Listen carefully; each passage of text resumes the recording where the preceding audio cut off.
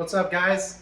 Welcome back to the channel. Today I have a really fun video for you guys today. I'm actually going to be going over all of the gear that I use when I'm either practicing for Speedqb or I'm in tournament or just having a good time with the boys. So I'm going to go grab some stuff and one by one I'm going to show you exactly what I run on the field. Starting off with my primary gun we're going to go over is my Polar Star M4. Clearly built as a Euro style gun or a paintball style gun if you're familiar with either of those things. Basically the grip has a regulator on it, which is a Wolverine Storm, and the tank screws on just like a paintball gun.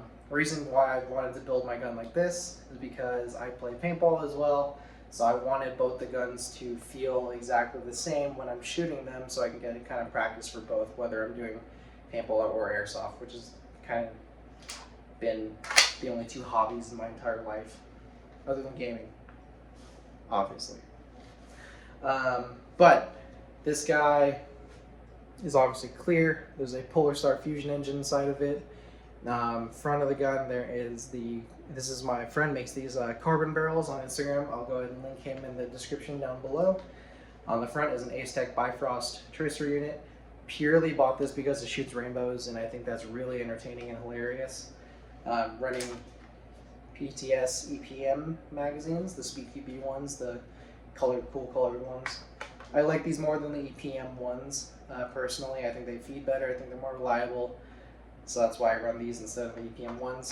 I have a lot of the EPM ones. I don't like them, and that's all you need to know. I don't like them that much, which is why I run these.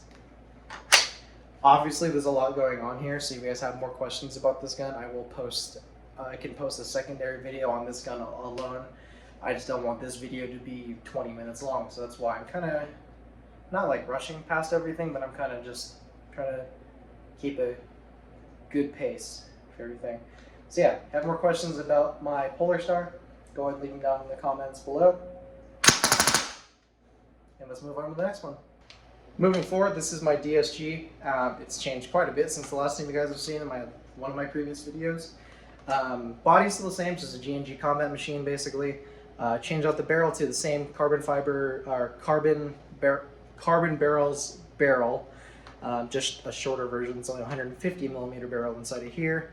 And then I put on a tiny little full stock on the drop stock, so it still sits a little lower. I can wear my full paintball mask and not get in the way of anything. And of course I sticker bonded because I'm a douchebag. But yeah, not much has changed on this guy.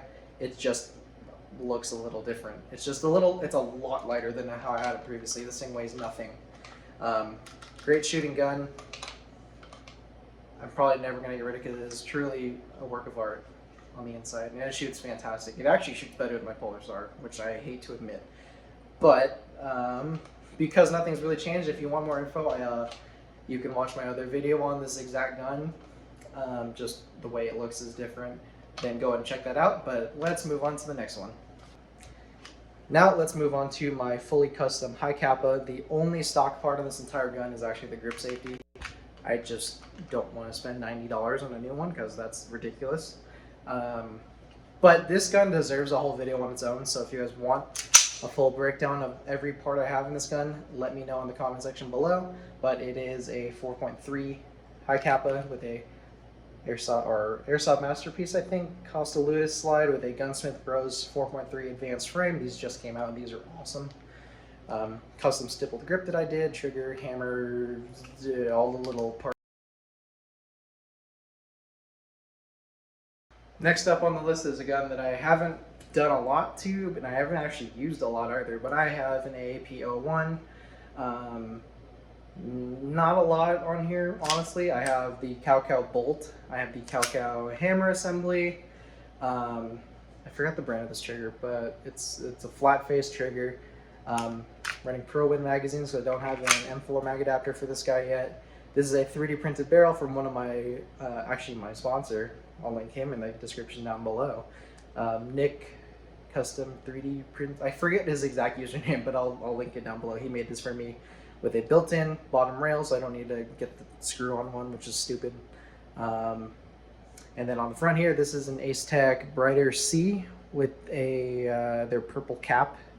think you can also just get the full Speedqb one if you really want it, but I already had the brighter C, so I just bought the tip. This gun's awesome. I really need to get an HPA adapter for this, but right now it's summer in Colorado and 95 degrees outside, and we're actually about 100 today. So running ring gusts in these things is awesome because they're stupid fast. Barely see the bolt move. This thing's awesome. I definitely want to use this more, but the high cap is just so good. For face protection, I'm using the JT ProFlex paintball mask.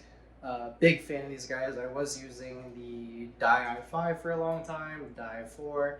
I tried the Empire EVS, but then I settled on these because first off, they look sick. There's tons of custom parts available for them. You can do so many different color schemes that if you do something like this, it's very rare you're gonna find someone that has the same mask as you, which is pretty neat. It's also just a big addiction. I don't recommend this to people that don't want to spend a lot of money because you will get addicted to these masks, because my friends made me get addicted to them, and now I have 3. One's on the way. These are the 2 I have. One's on the way. I got it. One I have to flex because it looks cool, and I still wear it, obviously. But this one I can beat up and do whatever because I don't care, and it's kind of cheap. And if I don't feel like recording, I can use this one because this one has my GoPro mount on it, and I don't feel like buying another GoPro mount for it.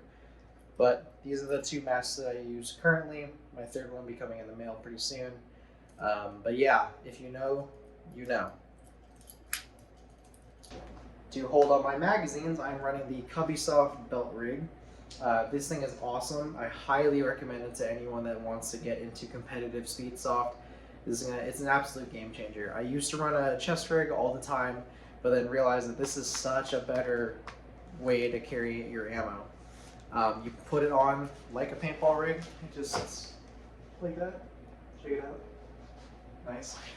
You pull out your magazines from the bottom, just like a pod pack. This thing you can get the 4-stack magazine pouch. I have the 7, so you can hold 7 magazines here. Ton of Velcro, ton of patch space, which is kind of neat. You can also rip them off, just like the Speedqb belt, so you have multiple loadouts. Let's say you run this, and you have their SMG pistol placard. You just kind of put it onto this one, and you're good. You can run pistol mags, 9mm mags, like if you're running an ARP9, something like that. But if you haven't heard of these, I highly recommend it. Look into it if you haven't. Especially if you're in the competitive Speedsoft scene.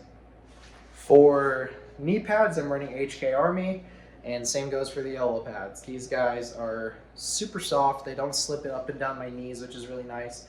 These guys are pretty comfortable. You kind of forget you're wearing them halfway through the day. I usually wear these underneath a long sleeve shirt or a jersey, or if I'm wearing a short sleeve shirt, then I just put these on. No problem. These are great. They offer a little bit of protection for your hands, but I still recommend putting gloves on top of it because that'll make your life so much better. Getting shot in the fingers sucks, as many of you know it, so cover up your hands, don't get shot in the hands, or get shot in the hands, just don't get shot on bare skin. You know what I'm trying to say. But HK Army, I really like their products, so that's why I go with them.